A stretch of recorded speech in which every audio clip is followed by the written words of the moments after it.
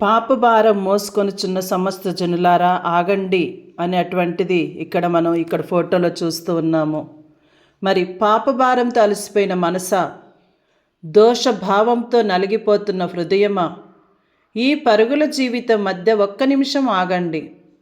మనం మోస్తున్న భారాన్ని మన చేతులు మోయలేవు, మన హృదయం భరించలేదు. యేసు మనలను ప్రేమతో పిలుస్తూ ఉన్నారు. మరి పాపం మనల్ని బంధిస్తుంది, కానీ యేసు మనల్ని విడుదల చేస్తారు. పాపము శిక్షణ ఇస్తుంది, కానీ క్రీస్తు మనల్ని క్షమిస్తూ ఉన్నారు. ఈ క్షణం ఆగి నీ పాపభారాన్ని ఆయన పాదాల వద్ద ఉంచు. అతడు నిందించడు, క్షమిస్తాడు. అతడు తోసిపుచ్చడు, ఆలింగనం చేస్తాడు. కనుక మన యొక్క పాపాలను ఆగండి, చూడండి, యేసుని నమ్మండి, విశ్రాంతిని పొందండి. ఒక్క నిర్ణయం మీ జీవితాన్ని మార్చగలదు. మీ పాప శిక్షను ఆ సిలువలో భరించిన యేసు వైపు చూడండి. ఈ క్షణం ఆగండి, మీ హృదయాన్ని ఒక్కసారి పరిశీలించండి.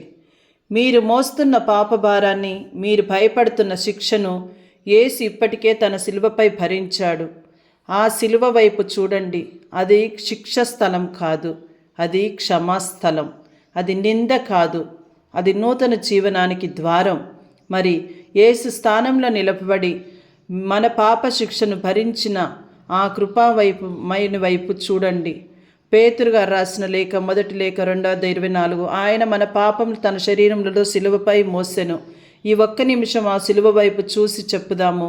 ప్రభువా, నా పాప శిక్షను నీవే భరించావు, నన్ను క్షమించు, నన్ను నూతనంగా చేయండి. సిలువ వైపు చూసే క్షమను మరి నాకు దయచేయండి, విమోచనమును నాకు దయచేయండి.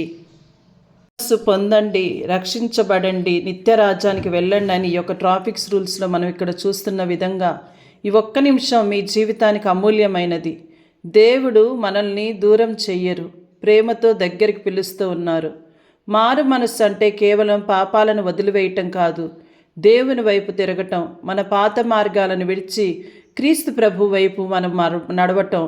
మరి రక్షణ మన కృషి వల్ల కాదు, దేవుని కృప వల్ల వస్తుంది. కాబట్టి యోహాను గారు రాసిన లేఖ 3:36 దేవుని కుమారుని నమ్మువాడు నిత్య జీవమును పొందుడని మరి సువార్తలో విన్న విధంగా మీరు కృప వలన విశ్వాసం ద్వారా రక్షింపబడ్డారని ఎఫెసీలకు రాయబడిన లేఖ 2:8 విన్న విధంగా ఈ క్షణం మంచి నిర్ణయాలు తీసుకుందాం, మారు మనసును పొందుదాము.